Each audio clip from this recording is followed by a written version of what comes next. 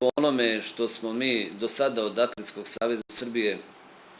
dobijali obaveštenja i uopšte od Ministarstva omladine i sporta, bilo je uvek nađite vi prostor, mi ćemo pomoći izgradnju atletskog stadiona, mi smo našli prostor, mi ćemo i uraditi te pripremne radove koji će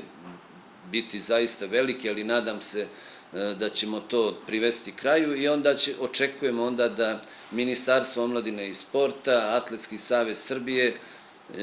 i još neko, nadam se, iz Vlade Republike Srbije, jer smo dobijali uveravanja od ranije, da će nam izaći u susret i da dobijemo atletski stadion. Atletičari Novog Pazara imaju najbolje rezultate u Republici Srbiji, a nisu imali adekvatne uslove za trening. Od kako sam ja gradonačelnik, mi smo mnogo toga uradili za atletski klub Novi Pazar, koliko je naravno u našoj moći. Pokušavamo da otpratimo te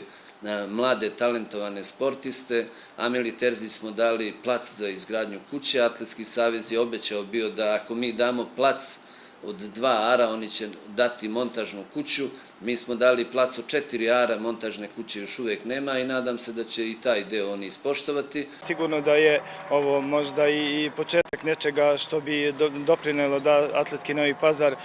posle ovih velikih uspeha naših takmičara na srednjim i dugim prugama dobije atletski stadion, da dobije, da kažem, celokupnu ekipu sa svim ostalim disciplinama i da Novi Pazar bude baš pravi atletski centar ne u regionu nego u Srbiji i možda i na Balkanu. Postoji i, da kažem, dobra volja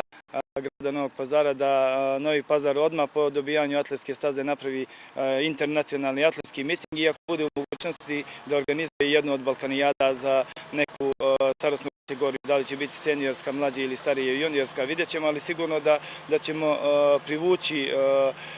puno gledalaca sa organizacijom internacionalnih takmičenja.